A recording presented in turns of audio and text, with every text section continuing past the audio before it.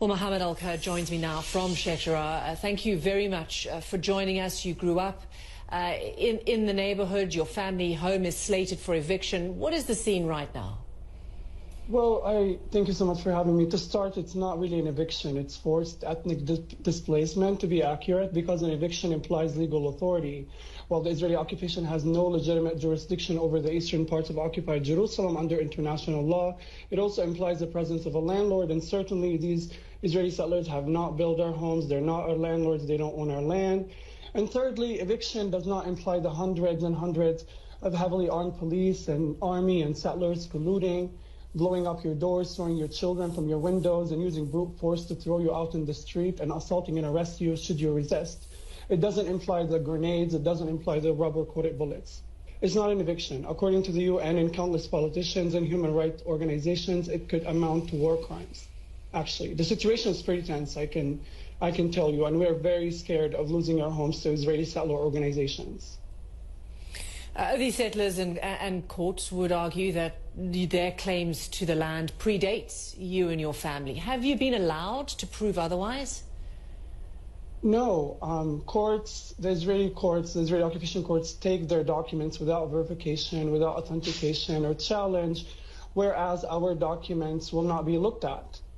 They will not be taken into consideration. Besides, just because something is technically legal does not mean it's ethical or moral or historically just or accurate or correct.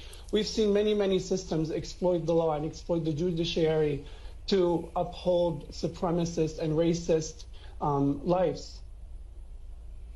You've written very powerfully about being 11 and remembering this incident that I spoke about these settlers coming to your home and taking half of it. How does it feel to have grown up with what you've called the anxiety of dispossession? It feels familiar because this is what every Palestinian feels like under the crushing fangs of Israeli colonialism in Palestine. My grandmother was thrown out of her home in 1948 in Haifa, and she was thrown out again in 1967 and again in 2009 when Israeli settler organizations colluding with the Israeli state took over half of our home. And this is my second time being dispossessed from my family should they go ahead and do it to me. It's scary, but it also has a name. It's settler colonialism, and it's apartheid, and it's the fact that these settler organizations are working together with the state to exploit the law to dispossess Palestinians. What would you like from the international community? There has been a response by many to the situation your family is in right now. What would you like to hear, especially from the new Biden administration? Well, I think the myths of self-defense and both sides are growing more and more penetrable. People are being able to see through these myths and call an occupation for what it is and call an aggressor for what it is. And this is what we're going under, what we're facing in Sheikh Jarrah, in Jerusalem, in the Gaza Strip, in Lid, is colonial violence. And it's only allowed because both the state and the settlers know they have impunity.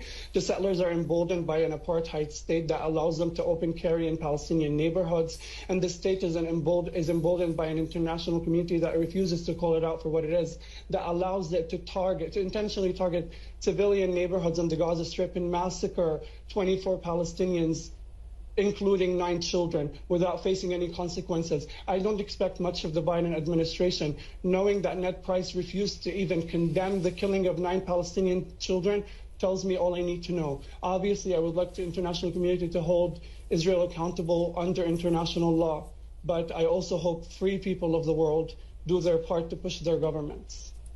Do you support the protests, the violent protests that have erupted in solidarity with you and other families in your position right now?